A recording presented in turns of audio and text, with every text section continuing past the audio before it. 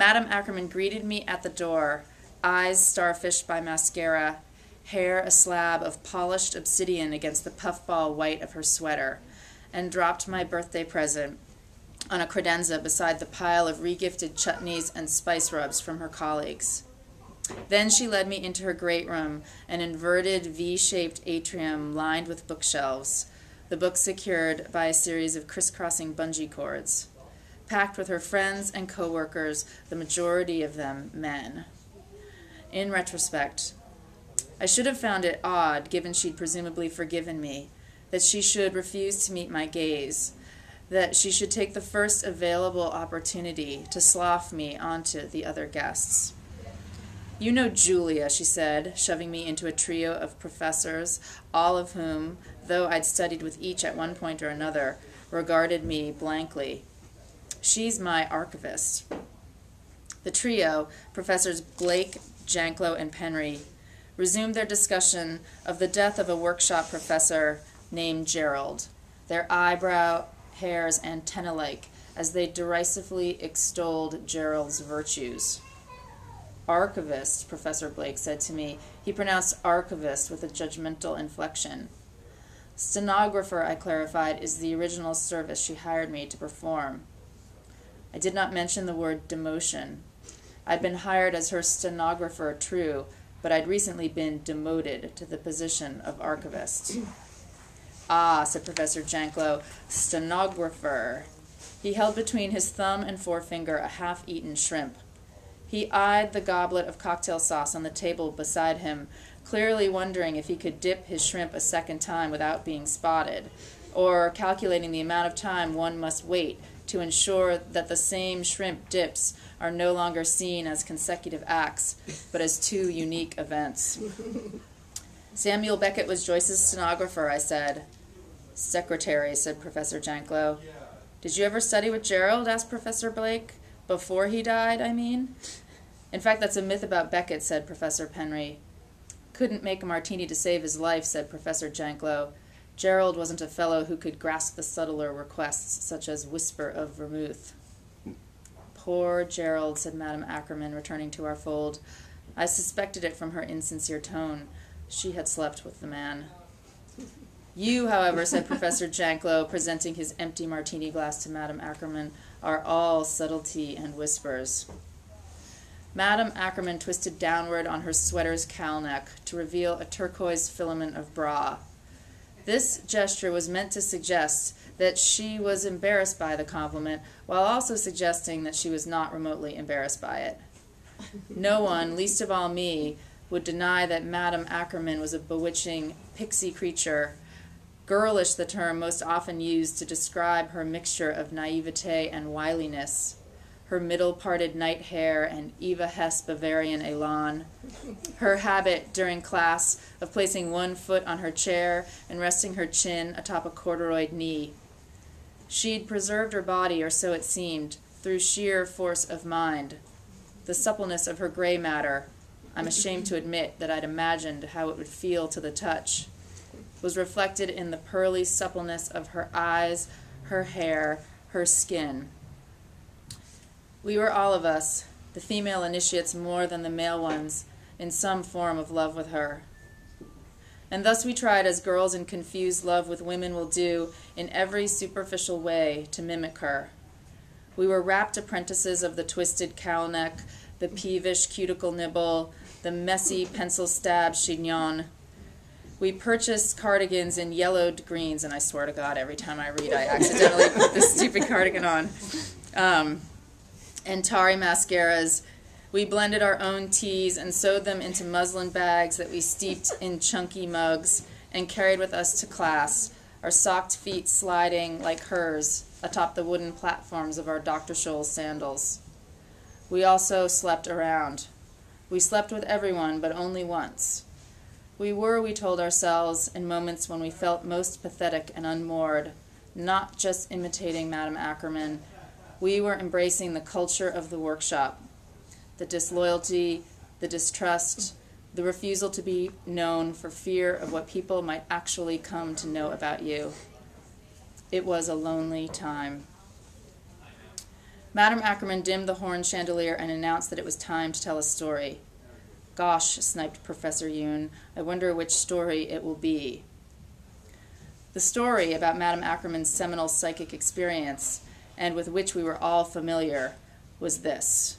And I'm not going to read this. Basically, Madame Ackerman goes to this beach in Thailand, and she gets dumped by this guy, and so she sees this wolf in front of her, which she thinks is the boyfriend coming to attack her. I don't even know why I'm telling you guys this, because this has happened to all of you before. So, and then she sees this sort of umbilicus connecting her to this wolf, and so she thinks it's someone coming to attack her, but in fact then she realizes that it's her own rage made manifest, and it's called visible thought form. Again, you all have done these before, so I don't really need to go into it.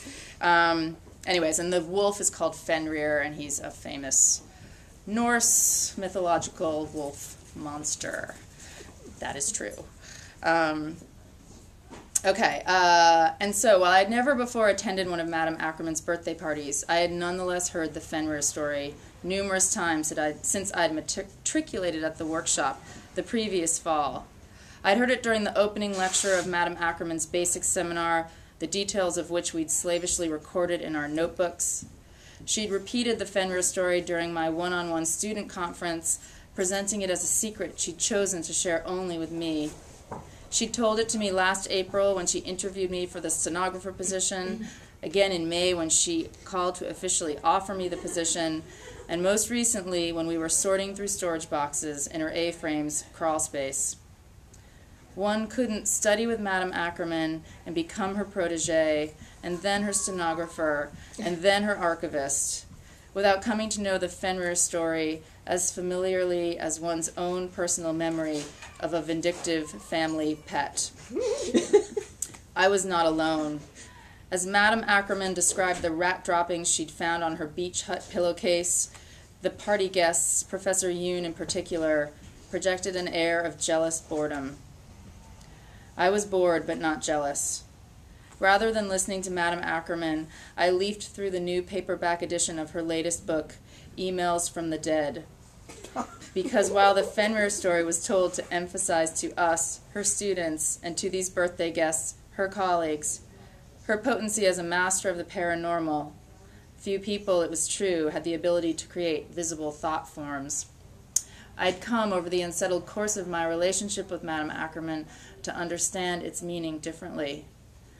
As much as it destroyed me to admit it, the Fenrir story was not about the dawning of her powers.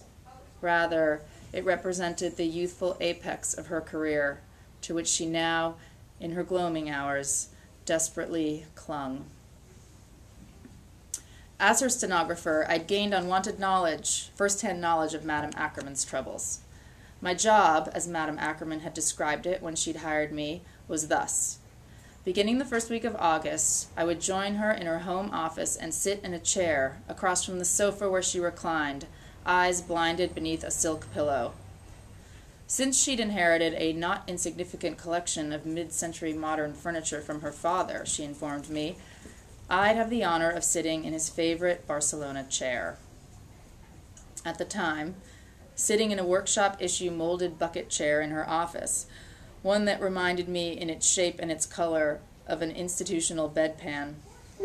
Her father's Barcelona chair sounded really delightful, its name inspiring visions of Picasso trailing a parasol-wielding Dora Maar along the sand, of salt-stained canvas awnings and abandoned espadrilles. Then, on my first official day as Madame Ackerman's stenographer, I saw the actual chair. Despite its beachy rock skip of a name, my first thought was, oh, that chair. I'd seen it in movies and on TV, usually in thuggish pairs, usually in the offices of slickly evil corporations, or the living rooms of loveless career couples. While Madame Ackerman brewed tea, I took wary stock of my Barcelona chair. Its frame looked like two swords locked in a fencing parry, the inside edges made safe for human repose by a pair of quilted leather slabs. When I later mentioned my guarded impression to Miranda, she laughingly referred to the chair as the blowjob chair, because her older brother, a director in Los Angeles, kept one in his office for the following reason. Given the angle of recline, the shortened legs, the offer to the sky cant of the seat, it was engineered perfectly for someone to give, for someone to receive. In my capacity as stenographer, I sat in the Barcelona chair 5 mornings a week, knees splayed, a mug of tea on the floor, while Madame Ackerman projected her consciousness at will to any human, alive or dead, occupying any space or time, while I recorded on a notepad every word that she said. Unfortunately, Madame Ackerman did not tend to do much more than plain sleep in my presence. She was, in a word, blocked. This alarmed me more than it alarmed Madame Ackerman, who chalked up her troubles to our mutual adjustment period. Following 1 month of failed regressions, however, Madame Ackerman turned her frustration on me. "What did you eat this morning? Nothing containing garlic, I hope. Did you dream about buzzards or poppies? Are there stones in your pocket that might contain traces of quartz?" Prior to our meetings, Madame Ackerman began sealing herself inside her Faraday cage, a copper cubicle in her basement that blocked all electromagnetic waves, radio frequencies, and wireless signals, and was, for psychics, like being forced into a coma. She'd eat her steel-cut oats and read. These really exist. You guys know that, right? Faraday cages. You guys all have these in your basement also. Shocking. They do. They exist. I'm not kidding. And was, for psychics, like being forced into a coma. She'd eat her steel-cut oats and read the morning paper in her Faraday cage, hoping to rest her mind before our sessions. This ritual made no difference. Soon she began grousing about innocuous behaviors of mine. I made too much noise in the Barcelona chair, which had a tendency to creak in that fleshy, high-pitched way peculiar to Barcelona chairs. My breathing was erratic, distracting. My ecological laundry detergent smelled of rhubarb. I switched detergents. I sat with perfect stillness in the Barcelona chair. I counted each inhale and exhale, 5 counts in, 8 counts out, to achieve absolute breathing regularity. Still, Madame Ackerman could not regress. Instead, she fell asleep. She'd wake up an hour later and ask me to read back to her in its entirety the nothing that she'd reported from her journey. What choice did I have? I knew what happened to students Madame Ackerman disliked, and I was becoming one of those students. That I should have been selected as her protégé, the ultimate initiate of promise, came as a surprise to no one in the workshop more than me. Even though I'd started school as one of the most heralded initiates, my entrance exam scores placed me at the top of my class. My mind had responded poorly to training.